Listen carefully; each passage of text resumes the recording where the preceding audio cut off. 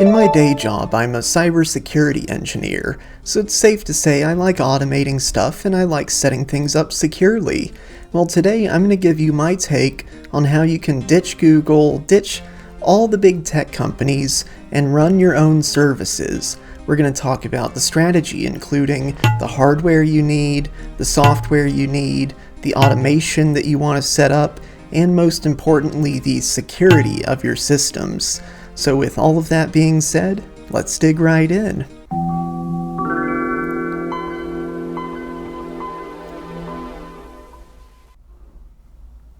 Okay, so the biggest thing is storage. I mean, if you think about it, storage is at the heart of every service that you use online. For example, your photo library. You probably have iCloud Photos or Google Photos.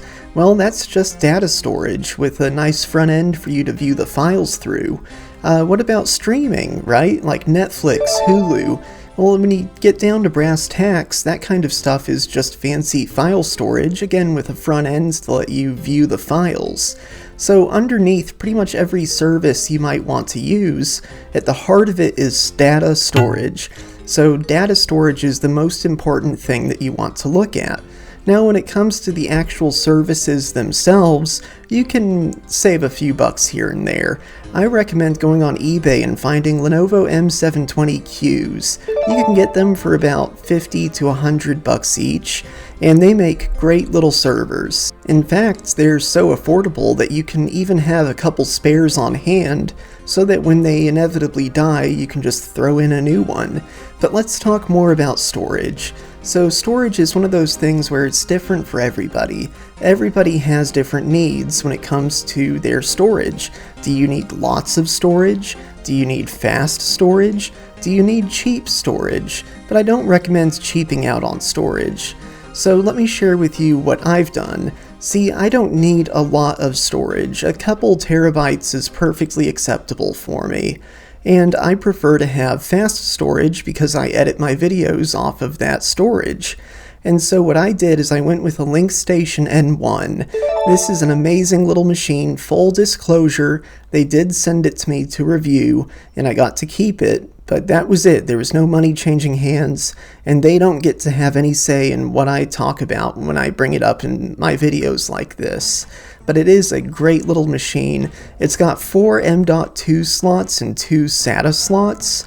I use 4 256 gigabyte NVMe's in it, which, yeah, they're pretty not dense, but I also use 2 500 gigabyte SSDs in the SATA slots, so I've got about 2 terabytes of storage to work with. So yeah, if you need a lot of storage, then you might want to go with something like a NAS full of hard drives. If you need fast storage, then you can get an SSD NAS like the LinkStation.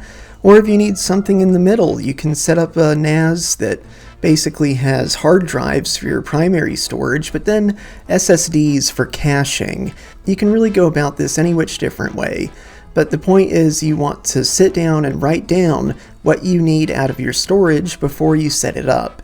Again, this is the most important part of the whole process. Finally, so essentially you're going to need 3 machines. You're going to need something for your storage, you're going to need something to run your services, and finally you're going to need a machine for backups. This is very important. You want to make sure you have a separate machine to handle your backups. Why is that, you may ask? Well, it's quite simple. If you have your backups in maybe a virtual machine, for example, on your primary server, well, if your primary server dies, your backups go with it. So what's really the point in having them then? That's why you want to have a separate machine for your backups. Okay, let's talk about software. You have some decisions to make, and I'm not talking about which distro to choose, although we will touch on that. No, I'm talking about how well you automate things. So there's a few pitfalls you may find yourself in if you decide not to automate things. For example, configuration drift. Without automation handling your configuration of your server's configuration will naturally change over time as you tweak it. And this is bad because it means that the state of your server when it's working is ephemeral. If you break something, you may never be able to get it to work exactly the same way again. So that's one pitfall of doing things manually. Another issue that you'll run into is essentially that you're going to spend a lot of time manually setting things up, and that's just a waste of time because you could put in the same amount of effort into automating the setup of your services and save yourself a bunch of time. And then there's disaster recovery. If something goes wrong and you need to basically get back up and running from scratch, if you've automated the whole thing, then you can do it in a couple clicks. However, if you've set everything up by hand, then you're going to be setting it all up by hand again, and it's going to take forever. And automating things this way doesn't necessarily take any longer than setting things up manually. Once you get the infrastructure figured out, it's very simple to create changes to your configuration and push them into your environment. So what software should you use for automation? Well, it depends on what your platform is. If you're running everything at your house, for example, then you may want to use something like Ansible and Terraform. These are both great solutions. Terraform is there to create the virtual machines, and Ansible is there to configure the virtual machines.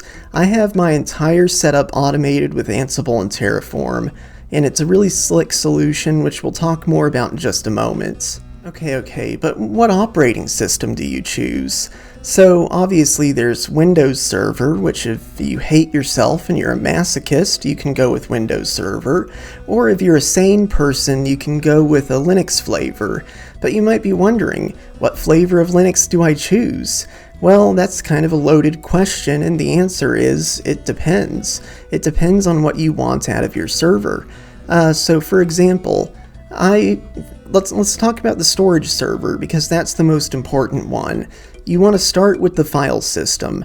What file system do you want to use to manage your storage? This is a big question because it determines everything else. So personally, I wanted to use ZFS. There are some other great options such as Btrfs or even ext4 with a RAID configuration, but I wanted to use ZFS. My reasoning is that I can use ZFS sends and ZFS replication to easily manage my backups. This is a very important thing. You want to consider how your backups are going to work. So ZFS, it's battle tested, it's tried and true, it's a great file system. So I needed something that natively supports ZFS. You can install ZFS on pretty much any Linux distro, but I wanted something that comes with it so that I could have that guarantee that it's going to work. And that's why I went with Ubuntu. Now, Ubuntu is not my favorite server Linux distro, but it is the most commonly supported and it had the features that I needed. Once I had Ubuntu and ZFS set up, all I did was install the Samba package and set up an SMB share, and that's how everything else on my network is able to access that storage. Now, if you're a beginner, maybe you don't want to roll your own solution like that, in which case there are pretty good out-of-the-box systems that you can run, such as TrueNAS Scale or Unraid. Now, Unraid is not free, but in my opinion, if I was going to use anything other than my own solution, I would probably use Unraid. And that's because it's just a super straightforward system to manage. It makes it very easy to install containers and applications, and it makes managing your disks a walk in the park. But like I said, we want to automate as much as we can, and that's what we're going to talk about next. Okay, so here's my automation workflow. First, I make a change to the code that defines how the server is configured, and then I save that change and I push it up to my Git repo, at which point a Git hook runs, which copies all the code to my pipeline, and my pipeline then runs the code, applying the changes to my servers. So from my perspective, all I had to do was change the code and hit save, and everything else just magically happens. Now, depending on the platforms you're using and your needs, you can mix things up a little bit.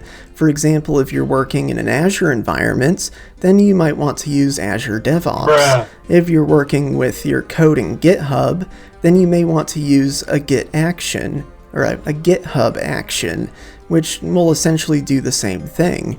And when it comes to the pipeline, so a pipeline is just a server that runs code and then disappears, right? They're usually ephemeral. So the way it works is you push a commit to your Git repo, and then it spins up a new pipeline server, and that pipeline server installs all the stuff that it needs to run your code, and then it runs your code, and then it gets deleted, and it's gone. This is the modern way to approach this type of automation. Another thing to keep in mind is that you might want to make a test environment. This is a really good idea because it allows you to get a little more fancy with your automation. For example, if you have a test environment, then what you can do is make a change to your code, save it, push it, and then it will apply to your test environment and pause, giving you time to review the test environment, make sure it's up to your standards and that it actually works, and then you can click a button which approves the rest of it, and it just applies all those changes to your production environment. If you really want to go all out and build something enterprise grade, that's how you do it. Okay, and let's talk about backups. Backups are non-negotiable, but they're not as tricky as you might imagine. So when it comes to backups, you only really need to back up your data. You don't need to bother backing up each and every server, each and every container, especially if you're using infrastructure as code. Because when you have infrastructure as code, then if something goes wrong and you have to replace a server, well, you click a couple buttons and it's back up and running in an identical way. And that makes it very easy to recover from a disaster. So really the only thing you need to worry about backing up is your data itself. There are many ways that you can do backups. For example, you want to follow the 3-2-1 rule. You want 3 copies of your data on 2 different mediums, one of them off-site. So in my situation, I have the first copy of my data on my NAS. That's where all the data that all my servers and all my clients actually use. So that's where my data is. And then I have a backup server that replicates that data and keeps snapshots of it. That's the second place. And then I have not an Amazon, but a Wasabi S3 bucket that's configured to be immutable in the cloud. And what happens is my backup server encrypts my backups, and then it sends it up to the cloud in this S3 bucket, where it literally cannot be deleted. That's my different storage medium, and that's my off-site backup. You should do something similar, but no matter what, make sure you're following the 3-2-1 rule. 3 copies of your data, 2 different storage mediums, one of them off-site. And one last tip when it comes to backups, you really want to automate them. You should not be doing manual backups, because when you do manual backups, you're gonna forget eventually. So you really, you want to automate as much of this whole process as you can, because A, it gives you valuable skills, and B, it makes things much more resilient. And then let's talk about security. So first of all, never, ever save your passwords or secrets or API keys, anything that has to do with authentication. Never save that secret in plain text. Now, you have some different ways that you can go about storing and managing secrets. For example, if you're using Microsoft Azure, then you can set up an Azure Key Vault, which will handle your keys for you. It's a key vault. But regardless of what you use, you want to make sure your secrets are secret and that they're never exposed in plain text anywhere throughout the automation process. You should also set up a SIEM, a Security Information Event Management System. A SIEM is basically just a server, and you put all your logs on it. You put all your logs on this server, and then you can run queries against those logs to identify malicious behavior or catch problems before they impact you. There's a lot that goes into a SIEM, and it's something that you really have to customize to your use case. Most SIEMs do come with a good set of pre-canned queries and automations, but if you want to get the most out of your SIEM, if you really want to be secure with it, then you need to customize it. Because the thing is, something that's considered malicious activity in your environment may not be considered malicious activity in my environment. And because of that distinction, you see, here's the thing.